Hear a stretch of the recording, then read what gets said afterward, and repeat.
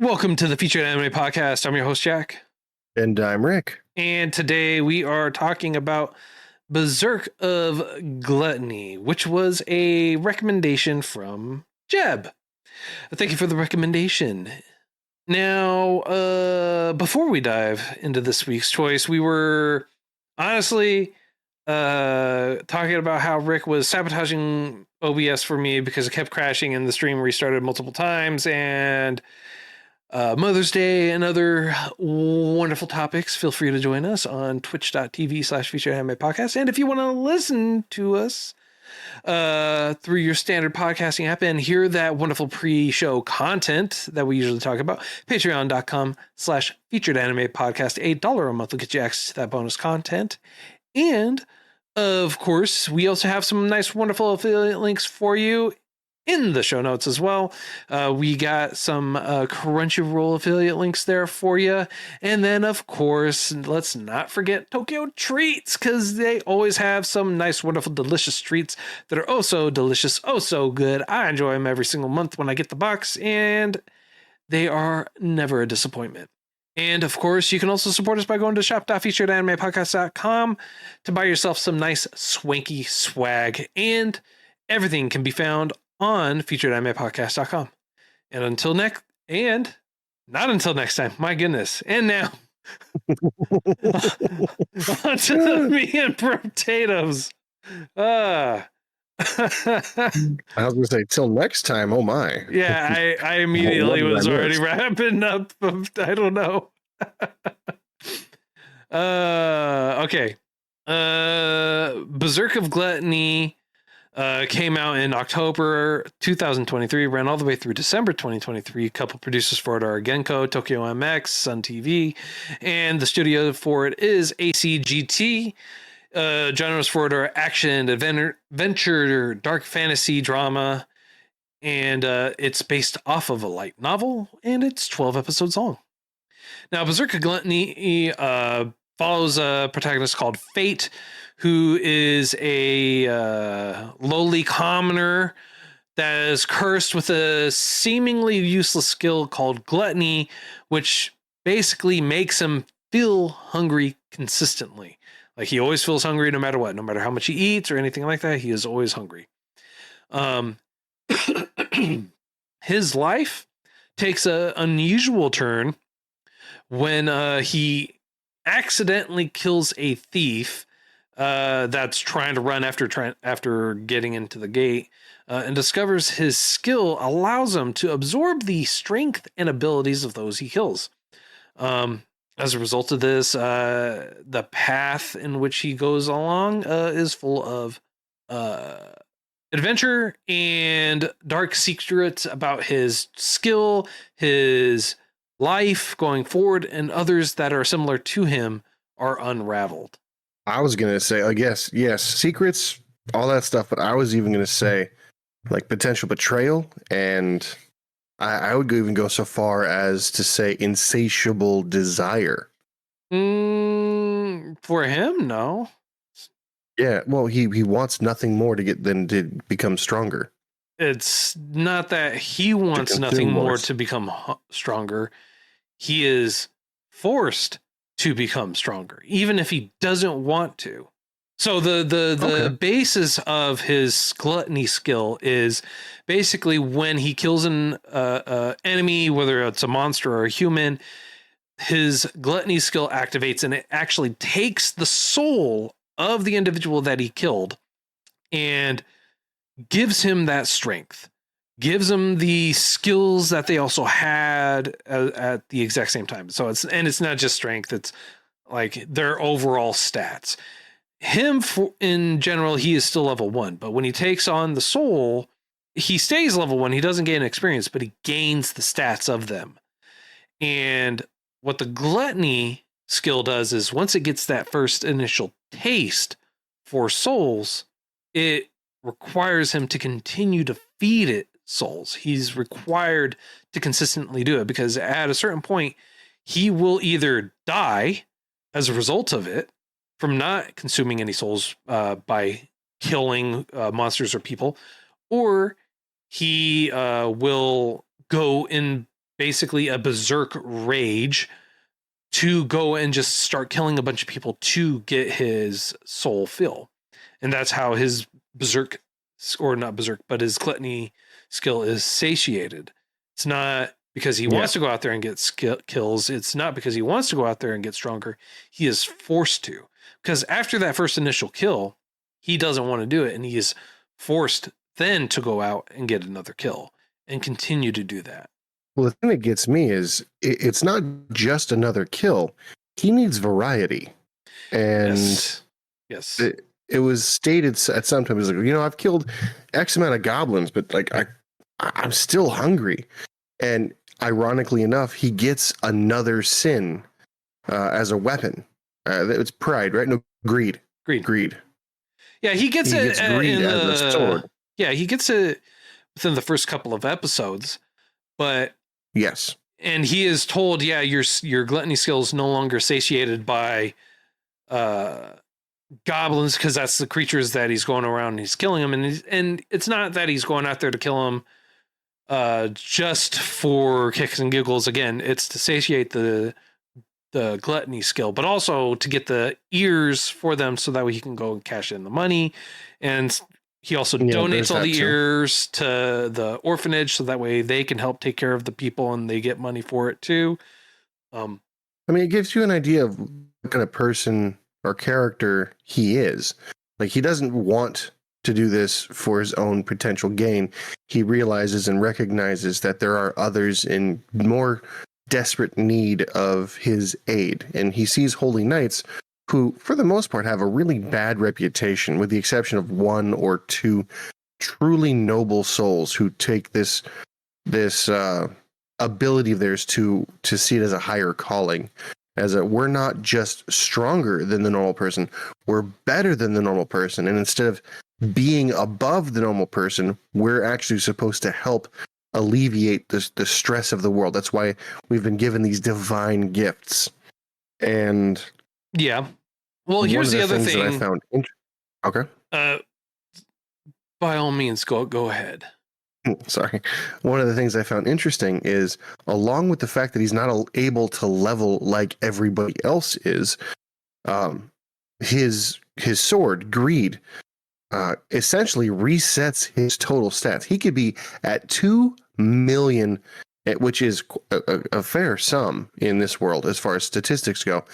And he has to basically, for a new version of the weapon, he's got to feed it all to him. So he starts off not necessarily at 0, but pretty close to it. Well, that's not and it becomes a really nice plot point earlier. Right. That's not really a true sentiment, because one, it's not exactly 2 million. It's when he finally gets to a point for it, that's when Greed says, hey, since you finally now have enough, you can unlock these skills. And it progressively gets higher as he moves on and moves forward. Yes. But so I apologize. I don't necessarily mean to say 2 million exactly. I mean, if his stats were to get to 2 million and he unlocks this new skill, it resets down to 0. He still maintains his abilities. He still maintains the specials that he has. And then he also unlocks the new abilities of the weapon itself. Yeah. But the sword. It changes to a scythe and stuff like that. Yeah. The other thing, too, that they don't really talk about in the show that's kind of inferred at the exact same time is only certain skills are skills that you're born with. There are others that look like, or that seem like, and inferred, if you will, that can be learned. There are certain skills that can be learned and certain skills that can't be learned. And so it just really depends. And so there are some skills where it's like highly regarded, they're very useful or whatever it is, but at the exact same time, they are common enough to have it be known, but not common enough to where everyone has it. It's like that weird kind of middle ground, if you will. So I'd like your opinion then. For some reason, I could have sworn there was somebody in the anime where they were like, yeah, I just have to do this repetitiously and repeat. And then eventually a skill will will be learned, and then the effort I exert to do this skill is not as arduous as having to pick up the stone and put the stone down, pick up the stone, put the stone down. Am I thinking of a different anime? Yes, because I don't remember them talking about that. Okay. I was watching more than one, so I might have mixed the two up on accident. Well, okay, disregard what I just said then, because if it doesn't apply here, how do they learn the other skill? I'm assuming that You there's mentioned it was probably inferred, and it. yeah. I'm assuming that there's probably a school for it, or it just happens when they level up, because everyone else levels up. When they level up, they'll unlock a new skill. Is what I'm gathering from it. Because that's the other thing is he doesn't level up. Everyone else does level up. And his skill, and it's mentioned that his skill is specifically meant to break the leveling system, where everyone else has to level up to gain strength, and they get skills and stats and everything like that through training and experience and gaining levels. It doesn't matter if you're level 100 and he accidentally kills you, he gains all your stats without having to go through that exact same hardship. Well, not only that, you get your stats and abilities. Yes. Like he even picked up a holy sword, which is supposed to be an inborn talent.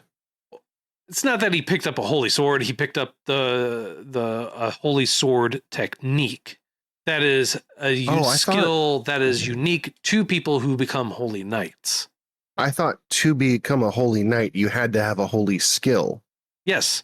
I thought it was a prerequisite. Yes, but he doesn't pick up a holy sword. That's what you said. I'm sorry. I thought the skill he got was holy sword. Oh, you're talking about the name of the skill. Yeah, I thut you were talking about like a holy sword, because that's what they were calling and carrying with them were holy swords. Oh, no.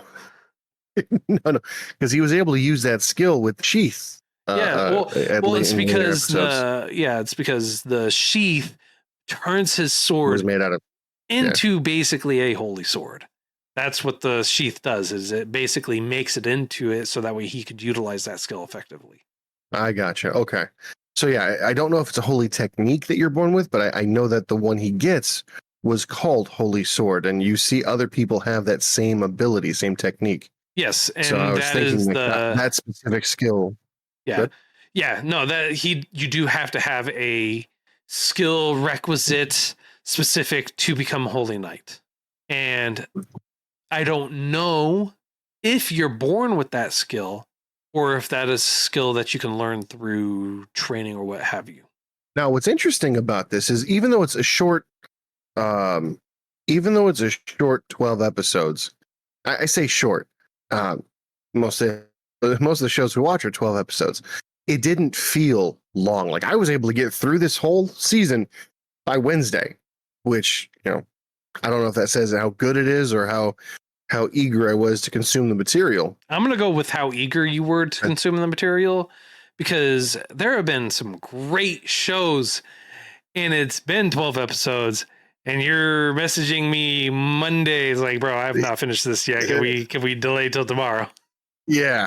I mean, Again, things can be true at the same time. Well, look, no, again, like I said, I think you were more eager to watch this than you were other ones, because normally you'll watch probably an episode beforehand, and then you'll be like, I'll get to this later on, and then you'll wait until the last minute, watch it, binge it, and not because you just loved it that much. So it's fresh in my head. Yeah, I'm sure that's exactly why. I'm not gonna lie. Right before this episode starts, I was thinking to myself, I'm like, what did we watch? What was it about? Oh no. You do that even half the remember. time. Like you even do that half the time when you just finished watching it. What are we watching it? Oh, right. That's why I finished watching it, bro. I get it. It's all good, man. It's all good. Oh man. But I mean, either way, no matter how you look at it, the anime was, in my mind, good. It was well done. It was compact. It didn't really have too much fat to cut away from. Every episode seems to be useful, if that makes any sense. I didn't see any beach episodes. I mean, like kind of hard when you're in the middle of an area and the main character is forced There's to. no beach. Hey, Yeah. hey, we've seen it. Like, not when everyone's landlocked. There's no beach. If you're landlocked, there's no beach. I'll make one. Greed will be like, I want water. Okay, let's make water. Gluttony. So anyway, what was that? Oh yeah, just going back to it. He was able to get a bunch of different abilities, and then yes, the people, the beings kept getting stronger and stronger. But what I found quite interesting is his hunger didn't diminish when his stats did. And even though he was only level 1, he was a super, super strong level 1, obviously, but he would lose control if he killed something too strong.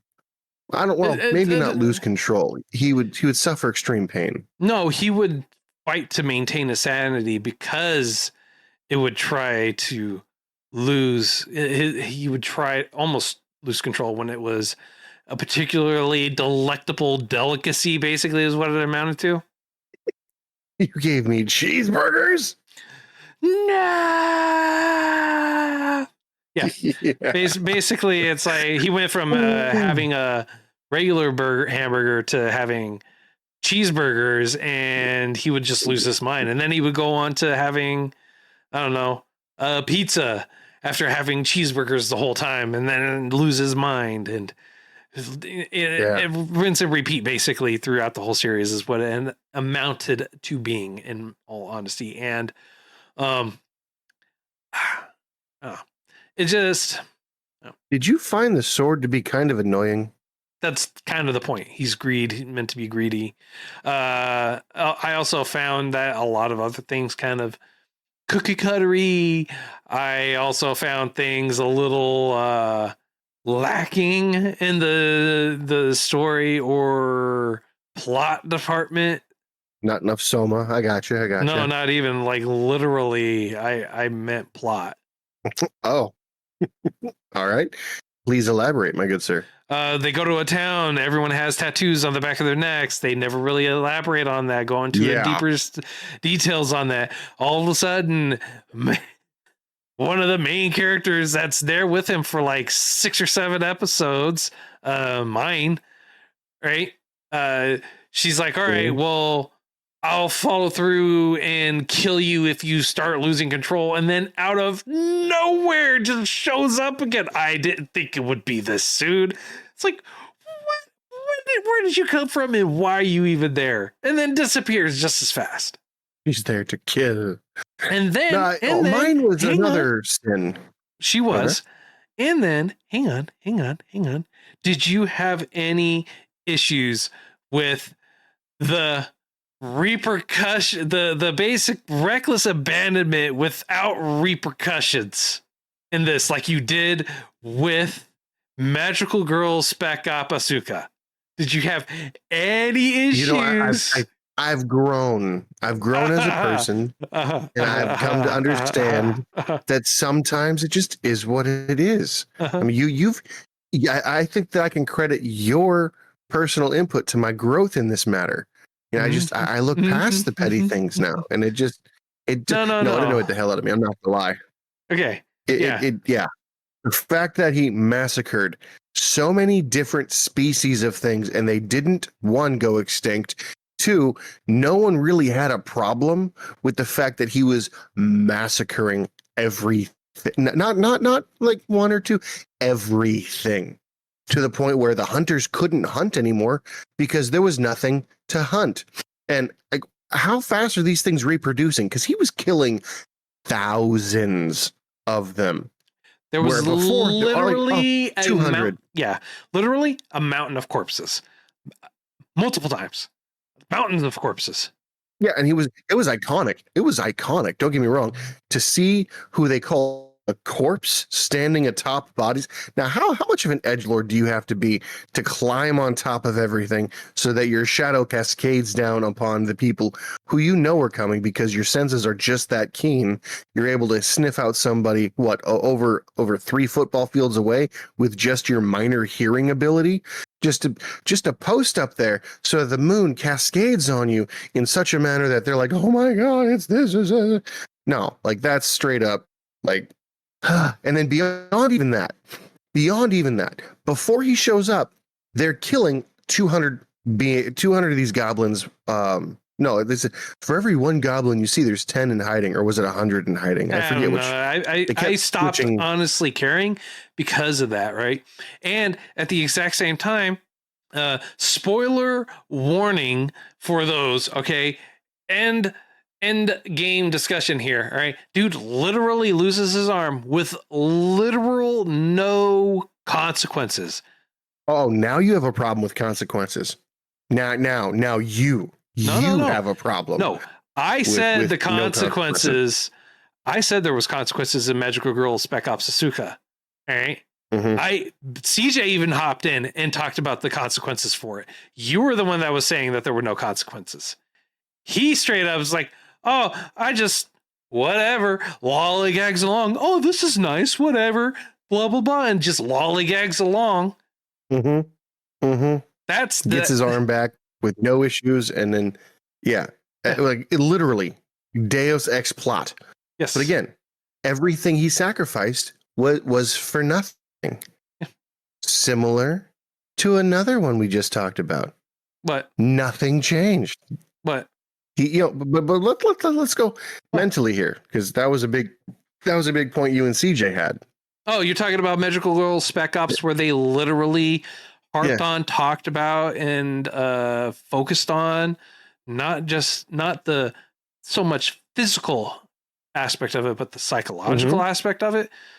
This one had no this was not meant to be psychologically tortured. It wasn't. I agree. It wasn't meant to be that serious. It wasn't meant to be looked on in that manner. I will give you that. And I can almost feel CJ start to rile up just listening to me. But that's okay. He knows I love him. I'll get him some fiber eventually. It'll calm him down. Right. But if you look at just the pure chaos that goes on in his own mindscape, where somebody who he ends up, now you find this out later, and it's absolutely mind-boggling why they don't really touch on this all that often. CJ says everything. Yes, the psychological focused anime focusing on psychological aspects, the audacity. I'm just saying, it's the outlandish concept. It's just it's anyway. I mean, it's the same issue that you have with love stories. How dare they put love in those love stories? You don't want any of that junk. You want more action. Give me action in the love stories. Action-packed adventure. I don't want love in my love stories. It's love and hate, same coin. Right. Just flip it. Sure. Anywho, I mean, like, you could say this is technically a romance. Speaking of love, he's very romantical, and does they didn't really block themselves off from any angle, which is kind of frustrating. Because if you have an open world and an open book, and you decide to explicitly not follow up on Chekhov's gun, it's really frustrating. Like, since those tattoos on the back of the necks that I literally just mentioned, that they you did yes, that back up. Yeah, they literally made a focal point of it, talked about it, mentioned it, showed them at multiple different people. No, it went worse. Everyone had it. Well, and you're like, oh, it's a cult. Oh no, it's a status symbol. Well, no, it's a slave. Yeah. Oh no, it's a trafficker. Oh no, it's this. No, we never really got concrete what the heck that even was, or what the point of it was. Yeah, nothing. And they went through the process of showing the guy, showing how bad and evil he is. And then after you find out he's such a bad guy, that's it. I mean, they introduced so many characters, they talked about so many characters, or information and plots and everything else. And the exact same time, they're like, all right, cool. Thanks for this wonderful piece of information. Move on. Never again. Never again. Like, but even with the psychological, okay. Like, no, I was going to say, like, take the example of Greed, right? Greed knows mine. You don't know how he knows mine. There before. Yeah. You don't know how he knows. You don't know why she gave him up. You don't know anything else about her or anything else. In fact, he is literally commenting, and I like that the anime actually talks about this too, but Greed talks about and comments on everything unless it's plot driven. Then he doesn't just clams up, says nothing. Yeah. It's like, yeah, just silence. Yeah. Oh, why are you not talking about something? I usually can't get you to stop. Oh, you must know something. You don't want to talk about it. Yeah, obviously he doesn't want to answer any questions, so there's a reason for you to actually enjoy the show. Well, here's what annoyed the hell out of me. Just straight up could not possibly annoy me more. Sloth, which is an axe. Yes. Could be made to be super heavy, could maybe be super light, whatever. Its ability, I think. No. I was gonna say it's varying weight, but no, its ability is every time you swing it, it gets heavier. Yeah, it gets heavier and has more power, but yeah, you sacrifice agility for it. Correct. It just keeps getting, yeah. So here's my thought. Here's the frustration I have. Wasn't he holding on to Sloth while he was carrying mine? And Sloth didn't say a thing. He didn't try to commune with Sloth at all. Yeah. It's you're walking around with this sword that just won't shut up at all. It has so much information that refuses to tell you until you learn it on your own because that's what we're supposed to do. Baloney. If I have a walking, talking encyclopedia that can give me every answer I'm hoping to find, you better believe I'm grilling. I'm putting it over a flame. I am torturing the heck out of this. Here's the thing, right? Good. You say that, but they know, like Greed knows that he can't be destroyed. And he even states this, like, I am forever. I will never die. Yeah. I cannot be destroyed. So it doesn't matter what you do. Basically, if he chooses not to say something, he doesn't have to say something. And he knows all he has to do is outlast you. Right? That's the one thing that is, I would say, unique, is that there is literally nothing you can do to Greed to get him to talk to you. Because even if you're like, I'm going to lock you up, down, isolate you, whatever it is, doesn't matter to him, because all he has to do is just wait for you to die, and then someone else will come along and pick him up anyways. Okay, I'll give you that. That's a long waiting game. But here's the thing. Here's an idea I had that kind of worried me, but at the same time, it's possible.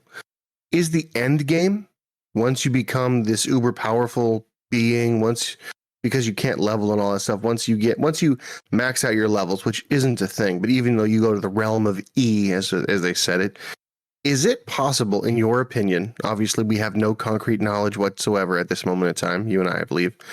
Look, if they double click on the column, it'll widen up. Double click the column, it'll widen out. It'll no longer be in the realm of E. It'll have an actual number. They just don't have a column wide enough for it. You're right. That's all the realm of E is. Literally, when I saw that, I was like, oh, I see that every time the number is not long enough or it's too long for Excel to handle. It's just like, dude, I was right there with you. I'm like, they're just using math as a plot thing. Okay, cool. Yeah, they're using Excel. So my question was, is it possible that once you become old enough or strong enough, you become a weapon? No. So Greed was always a sword, even though he had a human psyche. He was turned into a sword. But he was human at one point in time. Yes. And he was turned into a sword. Wait, how did you know that? You looked it up? If I remember correctly, he talks about it in the show. Like, because Fate even says, oh, you have a human form. He's like, yeah, but I was turned into a sword. And they talk about the weapons and how they were created, and they're basically bioweapons, or not bioweapons, but basically weapons from creations. And then it kind of falls in line with mine and her knowing about the other individual who we never get any information from, the white hair girl who's in the heart of the Chimera. Basically, mine was with her, from what I gathered from the scenes, 4,000 years ago. They were sisters.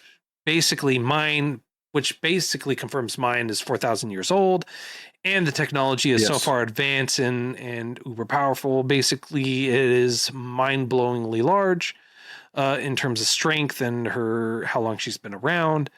Yeah. So basically, they just had an apocalypse, and now you got her. Yeah.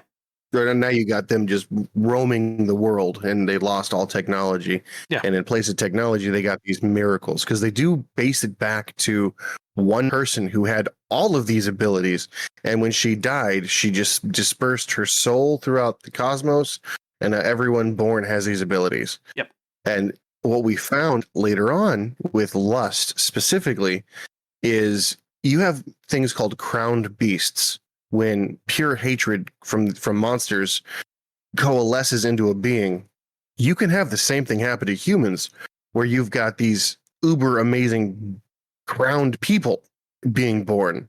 That was interesting in my mind. Like, why does it have to be this one person?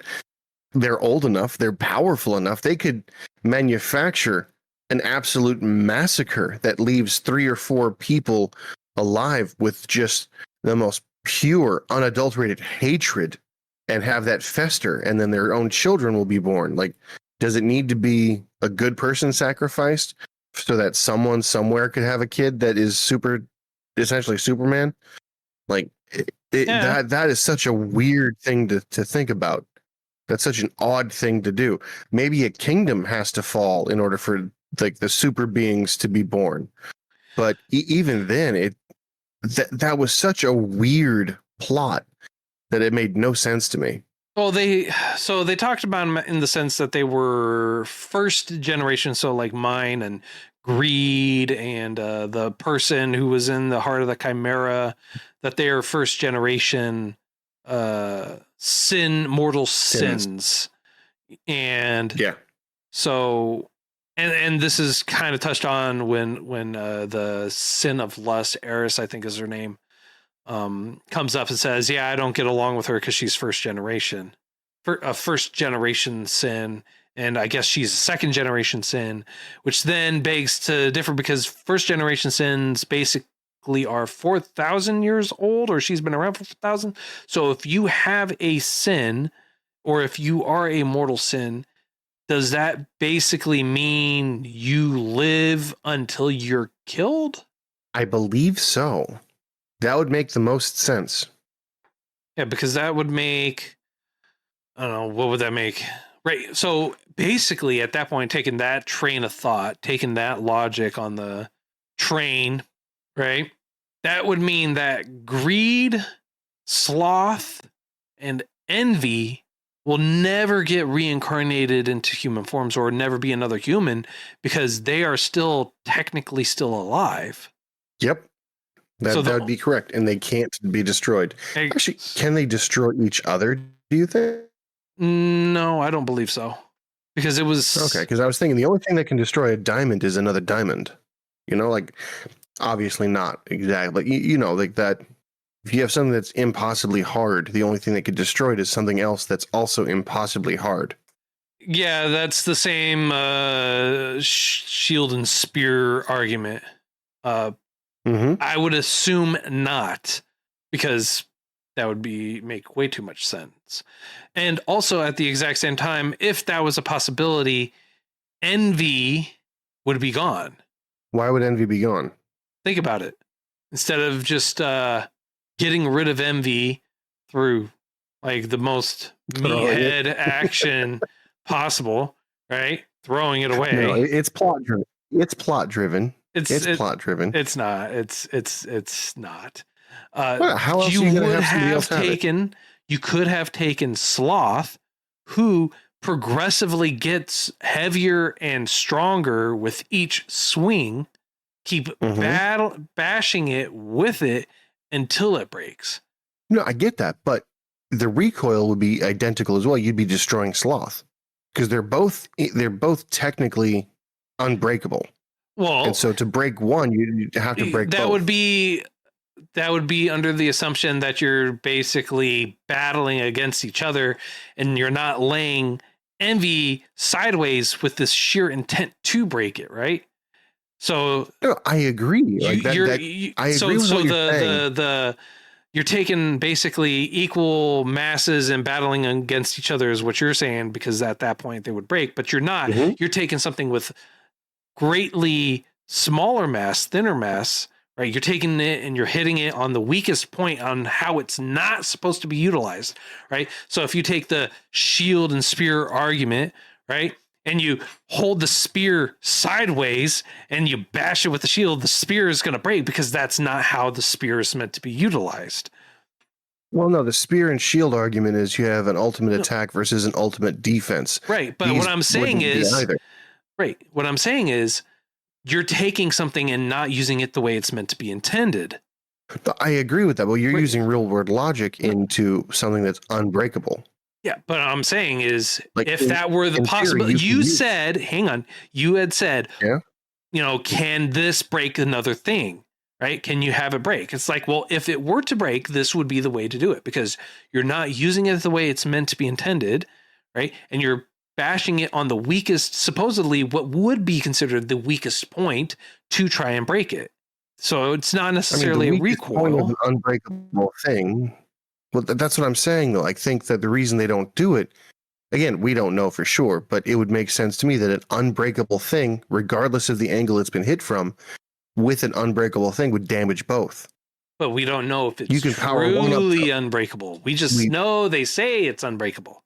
I mean, I can only go off what they said. Yeah, but that's what I'm saying is like we don't know if it's truly unbreakable. We only know that they say it's unbreakable. Because what if later on in the series one of them ends up breaking? And there you go. And it's from a battle of them battling each other. I mean, that would be something to reconsider. I would agree with you then. It just seems that, like, with the information that we currently have, bashing an unbreakable item with another unbreakable item in whatever fashion Two birds you with do, one stone, in my opinion. they'd both go. Two birds with one stone. But do you want to get rid of that bird? Sloth seems like it would be very valuable. And Sloth seems to be only able to be properly wielded by Wrath, which we really don't really find out what her power is other than I'm upset all the time. Hulk, super strength. Think so? Yeah. Well, no, she's got the value of E for days anyway. Yeah. You live long enough that E just doubles up. Yeah. I don't know, man. I don't have too much more I can honestly say about this. I mean, like, this was a decent show. It's not a great show. It's a decent show for me personally. But I'll say one last thing that was my issue. It's not my issue, but an issue that I had a problem with. Okay. In order to use his ability to the best of his ability, he had to use it in a half-starved state. Huh? You just killed hundreds of thousands of people and you're still half-starved. Beings, not people. You just destroyed a dragon and you're half-starved. You just broke into the domain of E and you're half-starved. They did state that the more he consumes, the more souls he has to consume to satiate gluttony. Well, I thought it was the more powerful, not necessarily the number. And then he kills somebody who's arguably stronger than him in the realm of E after going completely berserk, and he's still hungry. It would make sense. Gluttony is his ability. Fine, I give you that. But like, well, he goes berserk because of the soul he consumed, the final soul that he consumed, caused him to go berserk. And it's not just that. They do play on a little bit as to why he goes berserk and why gluttony has been really kind of tamed down a little bit too. And we'll let y'all watch that so that way you can figure it out because I think it was a kind of a cop out personally, but that's just me, myself, and I, to say the least. Fair enough. All right. So on a scale of up to 10, sir, how would you rate this? This one for me is an 8. It had glaring potholes, which is why I can't go any higher than that, but it was enjoyable. If you're looking for a light-hearted, easy watch that keeps you entertained with decent fighting, for the most part, I liked it. I'm giving it a solid 8. I imagine you'll give it less because you are far more critical typically. And in all honesty, I think the reason I'm giving it an 8 is I'm so far removed from finish watching it. I'm not as frustrated with the ending, and I am looking forward to a season 2, so that's a plus.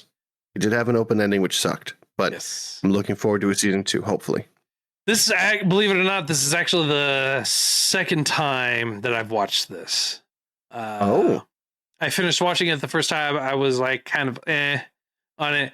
Rewatching it again, I was definitely left wanting. Yeah, to say the least. So I'm giving it. For me, it's very middling. I'm gonna give it a 5. It's very middling. Interesting for me. Okay. Aside from all the negative points that we talked about, mine was very cookie cuttery. I feel like I've seen her in 1,000 different animes at this point. All of them have the exact same persona. All of them have the exact same mentality. All of them have the exact same mannerisms. All of them have the. I just felt like she was a very plain, uninteresting, ununique character. Greed. I felt was pretty annoying in and of itself. Then you have Fate, who I thought was very, very one. I mean, like he went through his entire life basically never trying to get stronger. Even if he had a useless skill, you would think like at some point in time in his life, he would have, I don't know, killed a rabbit to try and survive and eat. And his gluttony skill would have survived, would have dinged then. But no, homeboy just decides to get beaten within an inch of his life all the time, well into his like what 20s, and then he's like, "Oh, I accidentally killed someone." Like, bro, come on. So I want to point something out. You and I are so freaking similar. I was like, dude, you couldn't kill rats. You never killed a bug. You never killed but maybe it has to have some kind of status ailment, or it's not ailment, but who's to say that the rabbits out there didn't have a status on it, right? Who's to say the area he was in, they didn't have like some horned rabbits or a slime, because there were slimes or anything else that was out there that didn't happen to have some kind of random stats that he would happen to go upon. Or the very fact that he's like, I know I have to do this stuff to get stronger so I can level up and make a living. Instead, I'm just going to stay here and get beaten to all hell all the time. He's like, hey, bro, cool story. I'm just going to do this and not go out there and try to better my life at all whatsoever. Okay? You're not wrong. But I mean, here's the thing with that too. The reason gluttony was so... I want to say he's not the first, second, or third gluttony. I think he's the fourth or fifth. I get that feeling. I have no actual information to back up why I think that. But the reason I think that is gluttony is so hard to start. Its upper level is unbelievable for potential. But I feel that the where you start is so low that like many people would probably die before they could kill anything. Because like rats, when he said he could never even hunt rats. Rats are one of the weaker animals, but he couldn't even kill them. So happenstance and luck gave him the ability to. But I was thinking, and this is just me, if that's my ability, you better believe I'm becoming a royal executioner. I'm going to prisons and wiping them clean. Granted, you're going to run out of people real fast, but yeah, no, again, I don't think it's that it necessarily has a hard upstart. I just feel like if others had it, they went berserk long before and then they were killed or whatever. But I don't think anyone else really had that skill beforehand, because if they had that skill beforehand with him, right, and they know his skill, they knew his skill, that he would have been locked up. Like there would have been knowledge about his skill and how dangerous it is for him to be locked up. And I'm going based off of the Chimera, the girl in the Chimera. Oh yeah. Okay. That she was probably the first one to have gluttony, and then eventually became like basically a monster. You think that's why she was able to hold off the... Yes. Okay. I thought so too, but I was like, you would typically get a new skill from killing somebody that strong, and I didn't see any new ability from her. Right, probably because he already had the ability. Yeah, that would make sense. And she was such a kind person too. Yes. Yeah, ballistic, don't get me wrong, but she was very kind-hearted for him. Even warned him, hey, if you do this, I can't protect you anymore. Yeah. Anyway. So yeah, 5 for me, 8 for you. Yeah, I was say if we keep talking anymore, I'm gonna have to lower my score, and I don't want to do that just yet. All right. Okay. Actually, no, I do want to lower it. I'm giving it a 7 instead of 8. Okay. This conversation kind of pointed out a bunch of stuff that I overlooked, but yeah, so 7. 7. Okay. So 5 for me, 7 for you. Next week, we're actually going to be talking about Witch Hunter Robin, which was a recommendation by Ice Jawa. Thank you for the wonderful recommendation. If you feel like we did too much justice, not enough justice, or anything like that, feel free to reach out to us. Let us know. All the contact information is available in the show notes, as well as on our website at featuredanimepodcast.com. And until next time, I'm your host, Jack. I'm Rick, and we'll see you next time.